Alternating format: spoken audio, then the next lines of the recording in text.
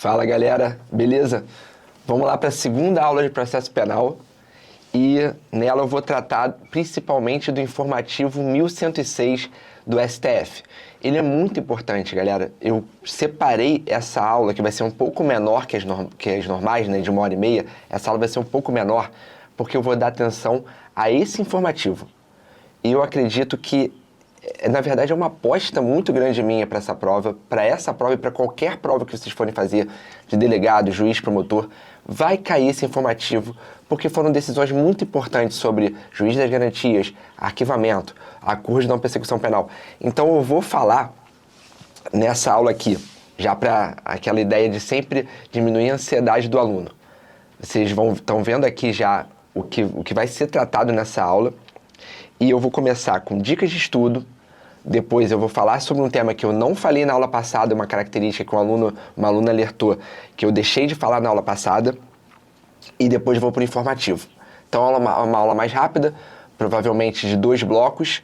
Vou ver se eu vou ter que me alongar muito em alguns pontos, mas provavelmente vai ser mais rápida que as demais, beleza? E de novo, por que eu estou fazendo mais rápido dessa vez? Porque vai ser, é um tema muito importante, é uma aposta muito grande minha, e eu vou ficar só nele para que vocês também se concentrem nele. Começando aqui, galera. Mais umas dicas de estudo. A partir de uma dúvida de uma aluna, eu comecei a pensar que eu deveria ter falado isso também para vocês. O que ela veio me perguntar? Eu estou achando uma aula por dia muito pouco. Vai ser pouco para eu assistir, eu consigo assistir muito mais que isso. Gente, qual é o meu conselho, a minha sugestão e por que a gente pensou em uma aula só por dia? Vocês estudam, vão estudar os temas, vocês estudem os temas e no final do dia, você estuda, se for possível, se você já souber que a aula é processo penal, estuda processo penal. Se não for possível, não tem problema mudar. Tá? Mudar para estudar uma matéria durante o dia e à noite pegar uma disciplina diferente na videoaula. Não tem grandes problemas isso. Até porque você já encerrou a sua doutrina, aquele estudo, já encerrou um tema e vai começar o outro de uma outra forma, com uma outra pegada, que é uma videoaula. Então vamos lá. Você estudou, vamos pensar que você estudou processo penal. Aí você estudou durante o dia o seu PDF, leu jurisprudência, fez exercícios. Como você está organizando aí, porque eu não estou dando a aula agora de mentoria, agora é a aula de processo penal, eu estou só fazendo uma sugestão para encaixar seu estudo nas videoaulas. Então você estudou ao longo do dia, e no final do dia você vai assistir 1h30 de videoaula, quando você estiver mais cansado. Pode ser também no início do dia, tá? Eu só aconselho que seja no período que você estiver mais cansado, se a videoaula for mais prazerosa para você. Se for o que tem de mais prazeroso, você usa no seu pior momento, né? Por uma questão lógica. Você vai render mais. Dessa forma, nessa organização, usando o que tem no período mais prazeroso, você pega o que no período mais complicado, mais cansado, você pega o que é mais prazeroso, que assim você rende mais. Então, gente, eu vou tentar sempre falar no final da aula qual vai ser o tema da próxima matéria. Aí, se você quiser combinar, ótimo. Por exemplo, na aula que vem, eu vou falar sobre prisões, vou começar sobre prisão em flagrante. Então, se você quiser estudar prisões ao longo do dia, vai chegar no final do dia, você vai assistir uma videoaula e uma revisão sobre o tema que você estudou. Aí, você vai saber o que você não estudou, se tem alguma coisa que você não estudou, você, de repente, vai focar em uma coisa que você não prestou tanta atenção, vai revisar aquilo ali. Eu acho que dessa forma fica um negócio bem organizado e você não precisa ficar com essa ânsia, com essa angústia de querer assistir 10 videoaulas no dia. Não, cara. Encaixa o nosso curso no seu estudo, beleza? Encaixa o nosso curso no seu estudo, que ele é pensado para se encaixar, ainda mais nessa fase pré-edital, antes da definição da banca. É muito importante que ele se encaixe no seu estudo, já que a proposta, pelo menos na minha matéria, é de uma revisão. Eu já falei que em penal, por exemplo, já tem uma definição da banca, a gente já sabe que o Gilabert será citado de uma forma ou de outra, mesmo que ele não esteja na banca. Então o professor Giordano, ele já está dando a posição específica, né, nas matérias dele, nos assuntos dele. Mas eu, no meu caso, eu estou fazendo uma revisão nesse início, para quando houver definição da banca, eu pegar só a banca. Então, é uma ideia de revisão, é uma ideia de se encaixar no seu cronograma de estudo. Por isso que eu estou propondo que você faça no final do dia. Tá beleza, galera? Então vamos lá. Complementando a aula 1. Começando, já falei da dica de estudo, vamos lá, complementando a aula 1 rapidinho aqui. Porque eu acho que eu esqueci dessa característica que talvez fosse a mais importante, talvez não. Para mim, porque eu queria passar para vocês, era mais importante. Porque eu esqueci logo dela. Não estava bem no dia, beleza? Acho que eu estava meio cansado e tal, por questões que aconteceram no dia anterior, né, na delegacia. E vim aqui gravar para vocês na raça, porque a gente tem um cronograma. E aí eu esqueci logo da característica que eu queria mais falar para vocês. E por que eu acho que foi ela esquecida? Porque eu já tinha construído o raciocínio. Então eu vou fazer a pergunta para você agora, e você, quando eu acabar de fazer a pergunta, você vai pausar o vídeo e vai tentar responder sozinho.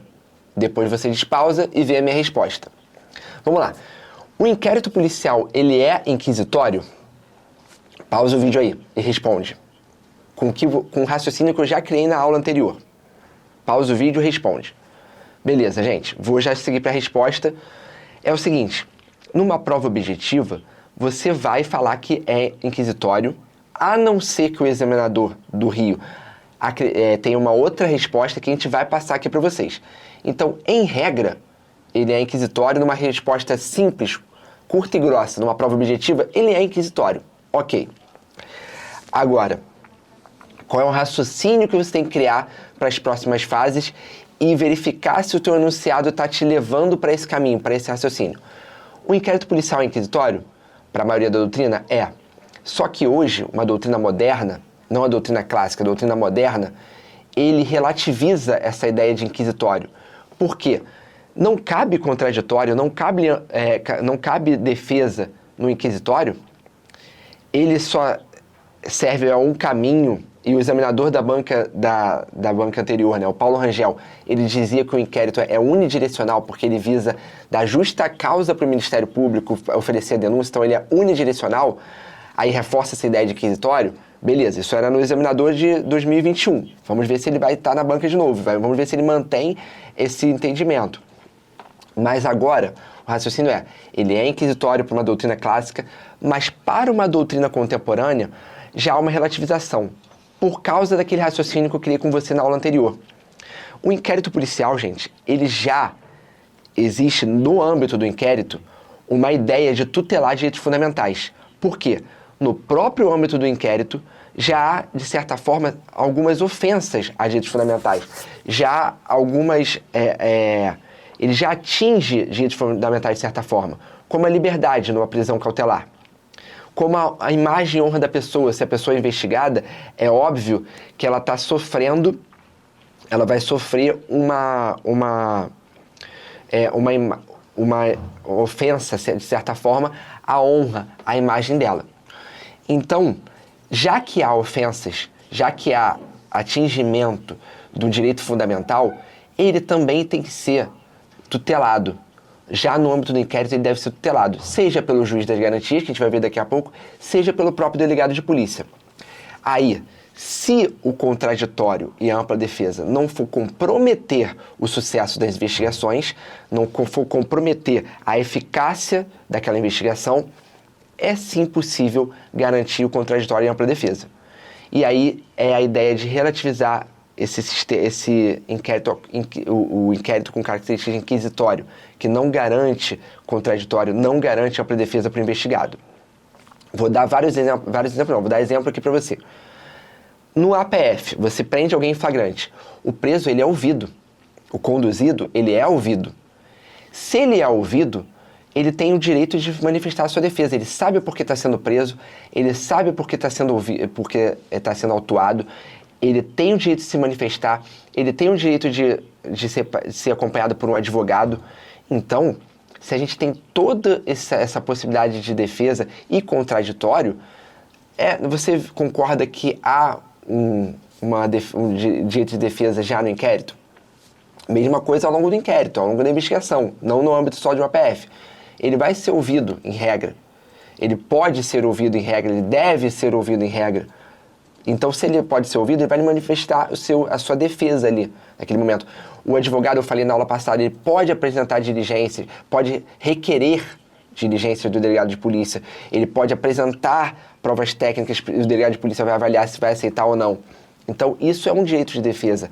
Aí falar que não existe, ele pode ser diferido até no momento ali de uma prisão, no momento de uma diligência mais urgente, que não pode ser informada ao investigado, mas, de qualquer forma, é possível sim falar de uma maneira geral em contraditório e ampla defesa no inquérito. Não é a resposta de prova objetiva numa pergunta curta e grossa. Cabe contraditório e ampla defesa no inquérito policial, ponto. Numa prova que você não sabe qual é a doutrina, que é, por exemplo, na prova da federal. Cabe contraditório e ampla defesa no inquérito. Complicado você responder isso. Agora, se houver espaço, se a questão trouxer um enunciado maior, uma alternativa maior, que fala que, classicamente, eu entendia que não, mas contemporaneamente, hoje em dia, já se vê que é possível falar de uma forma mitigada, é possível falar em devido inquérito policial, já que o delegado de polícia e o juiz das garantias também estão ali para tutelar direitos fundamentais do investigado, tá? A gente pretende angariar justa causa para uma denúncia, a gente pretende consubstanciar uma denúncia, mas sempre que possível os direitos fundamentais serão respeitados. Esse é o raciocínio que você tem que criar para sua prova. E numa prova oral você vai falar doutrina clássica e doutrina contemporânea. Mas vamos depois falar de prova oral, vamos ficar aqui na prova objetiva, né? Seguindo para o informativo 1106. Falei aqui da característica de inquisitório. Seguindo para o informativo 1106 do STF. Vamos lá. O que o STF fez? Ele analisou artigo por artigo, dispositivo por dispositivo do Código de Processo Penal e foi falando o que era constitucional, o que não era inconstitucional, foi dando interpretação conforme naquelas 4 ADIs que ele verificou nesse informativo. Primeiro dispositivo. O processo penal terá estrutura acusatória, vedadas a iniciativa do juiz na fase de investigação e a substituição da atuação probatória do órgão de acusação. Aí, eu vou te pedir para fazer um parênteses. Já que a gente está falando de um dispositivo que reconhece o sistema acusatório como aquele implementado no processo penal no Brasil, eu queria fazer um parênteses aí com vocês e comentar sobre sistemas processuais, tá? E fazer uma revisão sobre sistemas processuais. Depois a gente volta para o informativo. Vamos lá. Primeira coisa. O que é o sistema inquisitório, o que é o sistema acusatório, o que é o sistema misto, como ele se deu ao longo da história.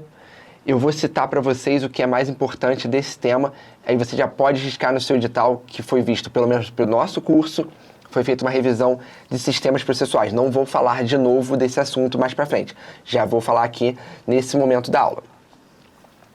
Primeira coisa, gente, os sistemas, ao longo da história, eles não vieram de uma forma linear. Era inquisitório, virou acusatório e acabou. Não era assim, não foi assim. Ele já caiu até numa prova de delegado no Mato Grosso do Sul. A alternativa falava assim: houve uma evolução linear do inquisitivo para o acusatório. Pode ser inquisitivo ou inquisitório, tá, gente? Tanto faz. Houve uma evolução linear do inquisitivo para o acusatório. Não foi linear. Na Grécia Antiga, já se via características de um acusatório. No Império Romano, há uma fase de transição. Chega na Idade Média, por influência do direito canônico, já tem características mais do inquisitivo. E aí, a gente vê, hoje em dia, uma predominância, pelo menos no Ocidente, de sistema acusatório. Mas não é de uma forma linear e não dá para falar que o sistema é completamente puro, tem a característica de apenas e acabou. A sua resposta de prova, conforme o artigo 3º-A do Código de Processo Penal, ele é acusatório. Ok. Mas não tem nenhuma característica do inquisitivo? Será que não? Tem sim. Desculpa, estou gripado hoje. ele tem características do inquisitivo. Por exemplo, a doutrina cita que o artigo 5º, inciso 2, traz características do inquisitivo, quando fala que o Ministério Público pode requisitar a instauração de inquérito. Ele não é um órgão julgador, acusador? Não há separação de tarefas, separação de funções no sistema acusatório? Então isso seria uma característica que mais se assemelha ao inquisitivo. Mas não dá para falar que o nosso sistema é inquisitivo, né? O nosso sistema é acusatório. Então eu já falei que não houve uma evolução linear ao longo do tempo. Ligou uma luz aqui, tá tudo bem. Vamos embora. Só uma luz diferente aqui para você te acordar se você está com sono. Vamos lá. Quais são as características do inquisitório, do sistema inquisitório? Ele concentra as funções num órgão só. O juiz, o órgão julgador, ele investiga, ele acusa, ele condena. Então ele concentra no órgão só. Existe um protagonista desse sistema, que é esse órgão que concentra essas funções. O investigado, ele é objeto do processo, ele não é o sujeito do processo, ele é o objeto do processo. A busca é pela verdade real. Existe essa mística de que se busca uma verdade real. E aí, essas são as características do inquisitório, do inquisitivo. E como é que é o misto? O misto a gente via no sistema francês de Napoleão. Depois da Revolução Francesa, com o Código de Instrução Criminal francês de 1808, ele trouxe um sistema misto. O sistema misto ele foi visto na França, porque o Código de Instrução Criminal francês de 1808, ele trouxe essas duas características. Ele tinha um momento inquisitivo e um momento acusatório. Havia um juiz que não garantia ampla defesa, não garantia contraditório, buscava a verdade real. E depois disso, depois dessa fase, começava uma fase acusatória. A gente não tem, aqui não dá para falar que o nosso sistema é misto hoje, tá? Nosso sistema é acusatório, apesar de haver o juiz das garantias, nosso sistema é acusatório. E por que o nosso sistema é acusatório? Porque ele tem as características de divisão de funções, né? Existe a função do investigador, do acusador, do julgador, existe o réu, existe o acusado, né? Ele vai se defender. Então existem essas funções bem separadas. Dialética probatória, a prova uma vez produzida por uma parte, ela serve ao processo, a uma mitigação dessa ideia de busca pela verdade real, porque pela busca da verdade real você acaba mitigando direitos fundamentais, você acaba ofendendo muitos direitos fundamentais, então há uma mitigação dessa ideia de que há uma busca pela verdade real e ponto final, não é assim.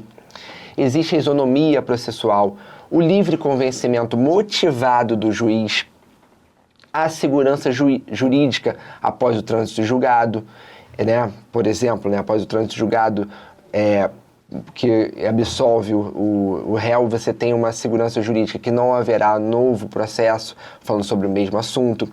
Então, tem todas essas características de um sistema acusatório e o pacote de crime ele trouxe com certeza no terceiro A a ideia de um sistema acusatório.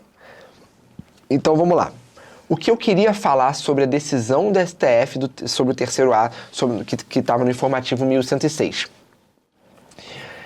O STF decidiu por atribuir interpretação conforme. O que o artigo fala? Que o juiz é vedada a iniciativa do juiz na fase de investigação. Beleza. E a substituição da atuação probatória do órgão de acusação. Beleza. O que o STF entendeu? Gente, realmente, aí eu peço para você fazer uma remissão nesse artigo 3º A para o seu artigo 156, inciso 2 do CPP. O que o STF entendeu? Que o juiz, de forma suplementar, de forma complementar, depois da atividade probatória das partes, não no âmbito do inquérito, tá? Não no âmbito do inquérito. Na fase processual, antes de decidir, se houver uma dúvida objetiva, após a produção probatória das partes, após as partes produzirem suas provas, terem um contraditório já armado, o juiz continua com dúvida. Aí, uma dúvida objetiva. O que ele pode fazer? Ele pode fazer determinadas diligências complementares para sanar essa dúvida. Então, o STF deu uma interpretação conforme que tem a ver também com o sistema acusatório, né? Que o juiz ele não está substituindo as partes, ele está agindo de forma complementar para dirimir uma dúvida objetiva. Foi essa a decisão do STF. Então, posteriormente à produção probatória, estou falando várias vezes para ficar bem claro, não é na fase investigativa, não é na fase do inquérito, é na fase processual, é na fase em que ele vai, antes de decidir se permanece uma dúvida de forma suplementar, ele pode determinar uma diligência. Por exemplo, uma parte apresentou um perito, uma defesa técnica. O réu apresentou uma defesa técnica. O perito, né, nomeado pelo juiz, apresentou apresentou um relatório, um laudo em outro sentido. Ele pode ficar na dúvida de qual está certo e determinar uma terceira, por exemplo. Tá? Ele não está substituindo a acusação, ele está dirimindo uma dúvida dele. E aí isso é compatível com o sistema acusatório e com a nossa Constituição. Tá legal? De acordo com o STF. Então ele deu interpretação conforme ao terceiro A. Porque o terceiro A dava a entender que o juiz não vai produzir nada nunca, não pode requisitar nada nunca, nenhuma diligência. E o STF entendeu que não é bem assim. Tá legal? Então, remissão aí pro 156, inciso 2. Já fizemos o parênteses do sistema acusatório, inquisitivo acusatório e misto. Né? E aqui vamos para o terceiro B. O que o terceiro B fala? O juiz das garantias é responsável pelo controle da legalidade da investigação criminal e pela salvaguarda dos direitos individuais cuja franquia tenha sido reservada à autorização prévia do Poder Judiciário, competindo-lhe especialmente. O STF entendeu que para que os tribunais invistam, para que os tribunais criem esses juízos, né, com o juiz das garantias, tem um tempo, 12 meses, prorrogável por mais 12 meses, né? Prorrogável uma única vez por mais 12 meses. Então isso aqui é mais importante, não é tão importante para a nossa prova, eu estou passando bem rapidamente, é só para você saber que teve essa decisão, que não é de 30 dias, não ele deu um prazo de 12 meses prorrogável após a publicação da ata de julgamento que se deu em 28 de 8 de 2023. Hoje os tribunais já estão com o juiz de garantias, mas eles tiveram esse prazo de 12 prorrogável por mais 12 uma única vez.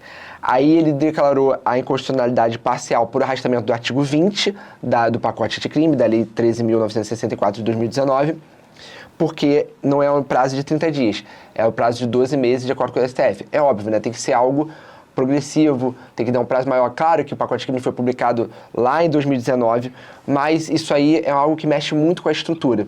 Então, eu já criei um raciocínio aqui com você. Sempre que mexer muito com a estrutura e for uma coisa muito incisiva, tipo, tem que ser assim, você já pisa no freio, tá? Porque o STF relativizou várias coisas criadas pelo pacote de crime. Várias determinações do pacote de crimes foram relativizadas pelo STF.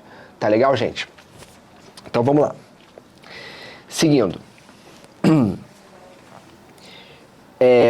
o STF, ainda no terceiro B, nos incisos 4, 8 e 9, ele entendeu o seguinte, que o juiz ele tem que ser informado, isso eu falei na aula passada, ele tem que ser informado sobre as investigações feitas tanto pelo delegado de polícia quanto pelo Ministério Público. O Ministério Público não pode chegar e criar um procedimento de investigação criminal, né, um PIC, e depois denunciar sem que o juiz faça um mínimo de controle sobre isso. Então ele tem que respeitar prazos do inquérito, eu falei isso, estou repetindo agora, o juiz tem que controlar, ele tem que ser notificado, tem que tomar ciência dessa investigação também no Ministério Público para resguardar os direitos fundamentais no âmbito da investigação. Tá legal? O juiz das garantias serve para isso, gente. O que é o juiz das garantias? Eu já fui falando sobre a decisão e não apresentei um conceito de juiz das garantias. O juiz das garantias, ele serve para tutelar direitos fundamentais, para aquelas medidas ao longo da investigação que tenham reservas de jurisdição que possam ofender direitos fundamentais. O juiz das garantias tem essa função de tutelar ao longo da investigação. Então, ele serve a essa tutela de direitos fundamentais e ele serve também a essa separação de funções. Ele serve também a essa ideia de um juiz fica especializado na fase preliminar, outro juiz fica especializado na fase processual, isso é interessante, e também aquela ideia de não contaminar o juiz que vai decidir com o que ele viu na fase preliminar, o que pode até ser considerado ilícito. Então tem toda essa ideia por trás do juiz das garantias, tá legal?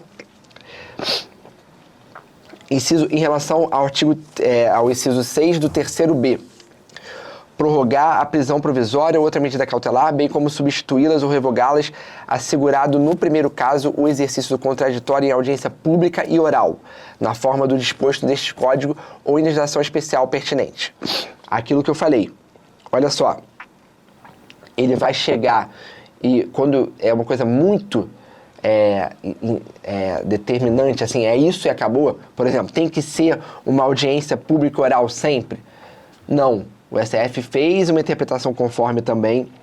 Ele vai ser preferencialmente em audiência pública oral após nessa decisão de prorrogar a prisão provisória ou outra medida cautelar, bem como substituí-las. Ela vai ter uma audiência preferencialmente pública e oral, mas ela pode ser diferida se for necessário. Ela pode ser por, de repente, por escrito, dependendo do andamento, de uma forma fundamentada pelo juiz, tá? Dependendo do andamento daquele juízo, de como é feito, de que tem naquele assunto daquela cautelar, daquela prisão, ele pode determinar até por escrito, que as partes se manifestem em 5 dias por escrito, por exemplo. Então, o STF fez uma interpretação conforme. Mas esse dispositivo também é mais importante para uma prova de juiz e promotor, mas vai que cai na sua prova, né? Já estou falando aqui. Sobre o inciso 7 do mesmo terceiro B. Decidir sobre o requerimento de produção antecipada de provas consideradas urgentes e não repetíveis, assegurados contraditório e ampla defesa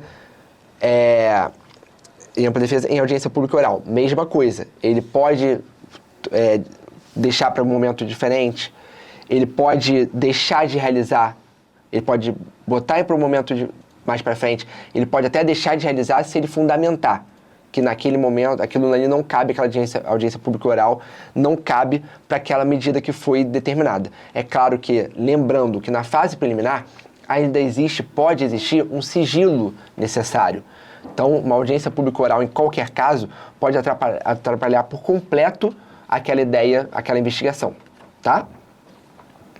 Aquilo que está por trás dessa medida cautelar. Beleza. Artigo 3º B, inciso 14.